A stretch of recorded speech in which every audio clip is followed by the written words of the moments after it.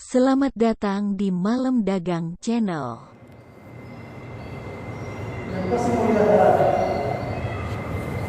Hukum dibagi menjadi tiga. Yang pertama hukum syar'i, dan letaknya di dalam kitab-kitab fikih dan usul.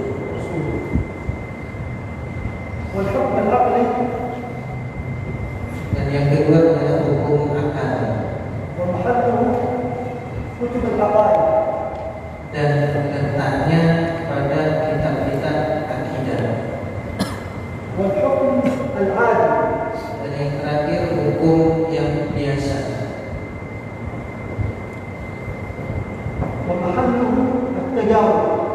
dan tempatnya letak hukum tersebut pada praktek.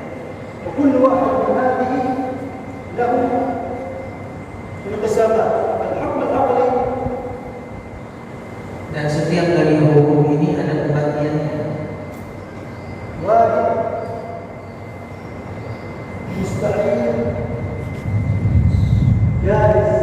Hukum akli kita lihat dibagi menjadi tiga, ada yang wajib, ada yang jaiz, ada yang mustahil.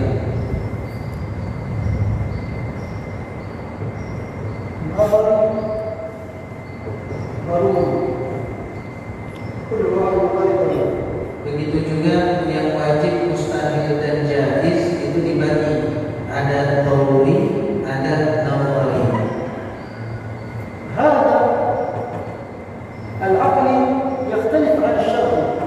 Hukum akal itu berbeda dengan hukum syariat.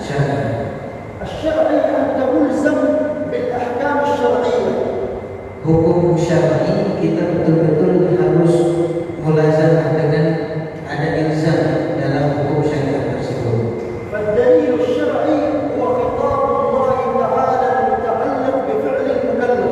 Karena hukum syar'i ini adalah khitab daripada Allah Subhanahu wa taala yang berhubungan dengan tasawuf, dengan perbuatan mukallaf. Dibagi menjadi dua, ada taklifi dan ada wad'i.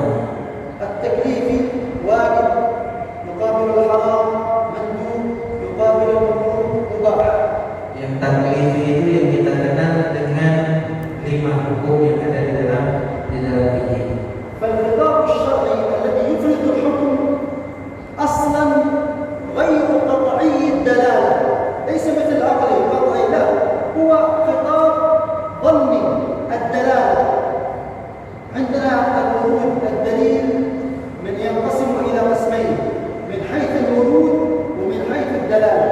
Dan kita ketahui dalil yang ada itu kemudian dua makna, yaitu tergantung dengan urutnya sampainya kepada kita hukumnya bagaimana, dan satu lagi yaitu tentang urut dan dilalah daripada hukum yang disampaikan, dalil yang disampaikan tersebut.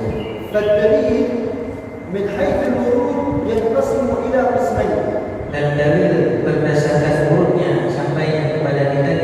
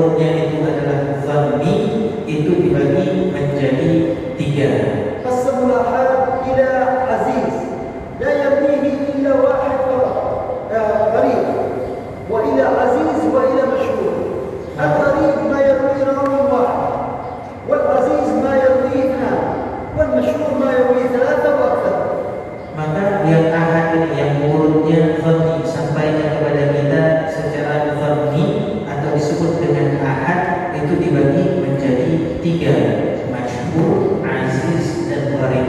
Masyhur ini kalau diriwayatkan oleh 3 atau lebih tapi tidak sampai derajat mutawatir. Kemudian yang kedua adalah aziz, yang diriwayatkan oleh 2 orang, dan yang terakhir adalah gharib, yang diriwayatkan oleh hanya 1 orang. قال صاحب المنظومة البيرونية: وقل غريب ما روى راو فقط، عزيز مروي 2 أو 3 مشهور.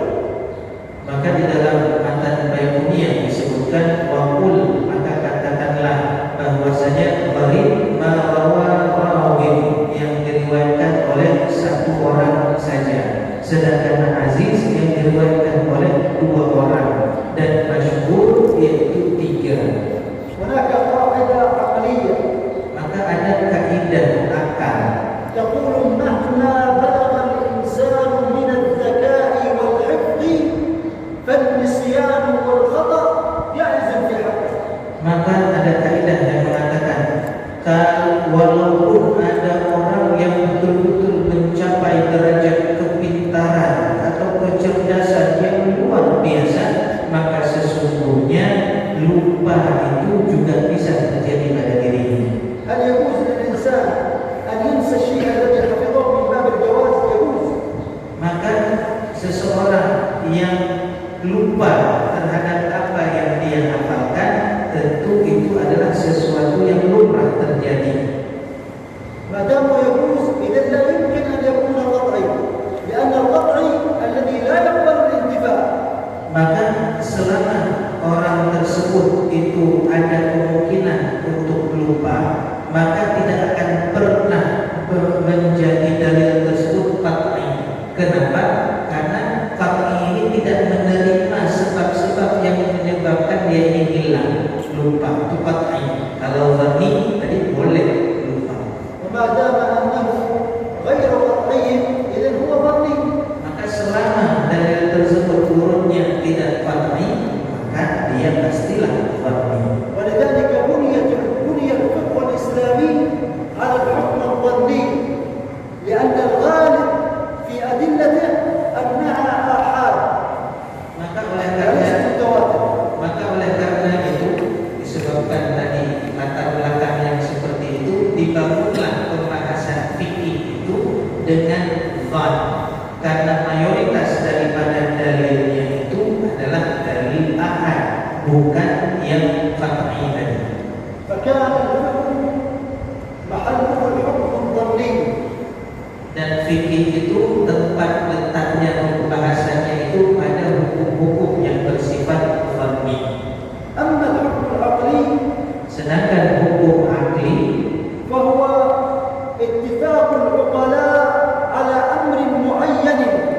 maka hukum akli ini adalah kesepakatan oleh mereka orang-orang yang berakal terhadap suatu perkara. وهو إما أن يكون حكم عقلي متفق على أنه منفي، أو حكم عقلي متفق على أنه لا بد أن يكون موجود، أو حكم عقلي يجوز وجوده وعدمه على السواء، فكان الحكم العقلي قطعي لا ظني.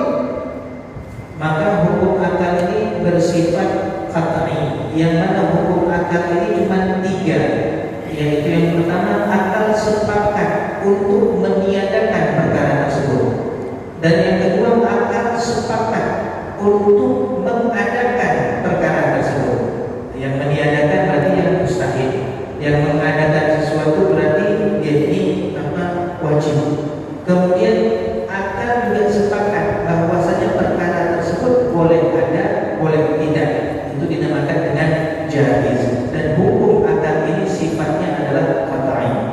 الأحكام العقلية Hukum-hukum akal مثاله أن لكل حدث لا بد من محدث، لكل فعل فاعل. contoh hukum akal misalnya, setiap suatu perkara yang ditimbulkan tentu ada yang membuatnya, tentu ada yang membuatnya. Setiap yang hadis tentu ada yang menciptakan, ada yang membuat. هذا قطعي ما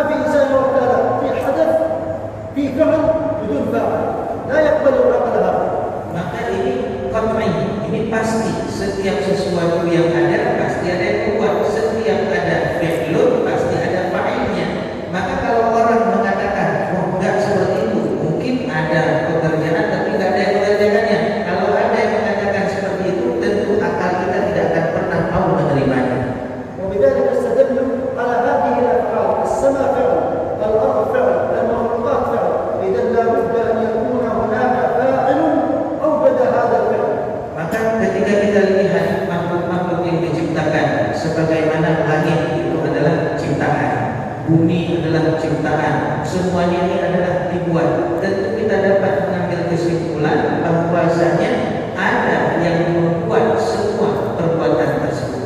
فالحكم العقلي قطعي لا نقاش فيه. Maka hukum akal itu sifatnya adalah qat'i. Kita tidak membuka bab untuk berdiskusi tentang itu karena memang sudah jelas dia adalah qat'i. لماذا قطعي؟ Kenapa qat'i hukum akal? لأن الانتقاد عليه سيكون بالعقل والعقل يقول به. Karena untuk menafikan atau memprotes hukum akal tersebut tentu harus menggunakan akal juga, dan akal tidak menerima pertentangan, akal tidak menerima proses protes. وبقية الأمور لا تهمنا، هي تقسيمات أخرى يعني الحكم العادي، لكن هناك من أجل ذلك الوهابية جهلاء بعلم العقيدة وبالأحكام الشرعية. Maka yang lain memang tidak terlalu penting untuk kita bahas, namun ada sesuatu yang perlu saya sampaikan bahwasanya orang-orang Wahabi ini orang-orang juhala terhadap hukum-hukum akidah. يخلطون بين الأحكام، لا يميزون بين الحكم العقلي والحكم العادي والحكم الشرعي.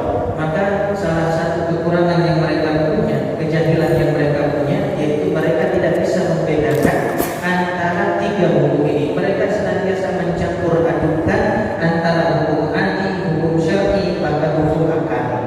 فيجي يقول لك هذه كلمات صوفية كلها كذب مخالفة للعقل.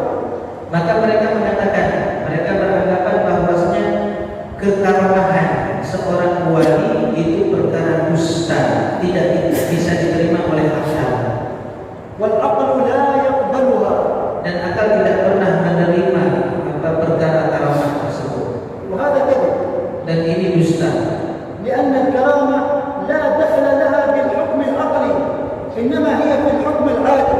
Karena karamah itu sebenarnya bukan perkara hukum akal atau di dalam ini, tapi perkara masuk ke dalam pembahasan hukum adi. الحكم العادي النار محرقة.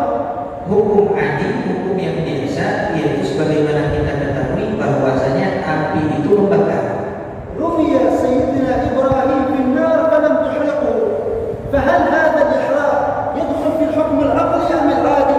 Maka ketika Sayyidina Ibrahim alaihissalam itu dilemparkan ke dalam api, kemudian api tidak membakar, maka api yang membakar ini itu kita tahunya itu daripada hukum adi, yaitu bitajarrub, dengan coba. ولذلك عرفوا الكرامة بأنها أمر خارق للعادة وليس للعقل. Oleh karena itu para ulama itu mendefinisikan tentang makna daripada karamah. Apa itu karamah? Yaitu amrun khariqun lil 'adah wa laysa lil 'aqli, yaitu perkara yang keluar daripada hukum kebiasaan, bukan hukum keluar daripada hukum akal.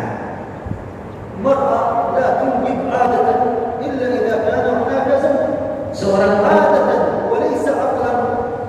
Maka seorang perempuan menurut hukum adat, hukum kebiasaan, itu tidak akan bisa mempunyai anak kecuali dia mempunyai ada laki-laki.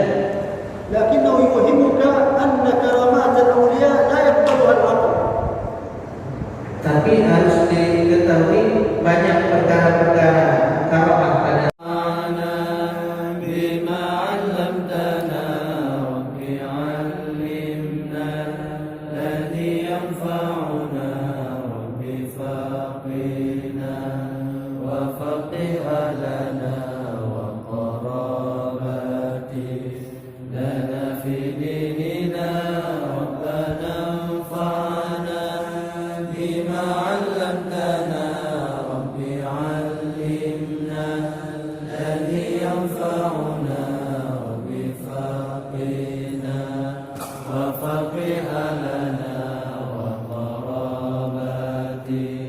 لنا في ديننا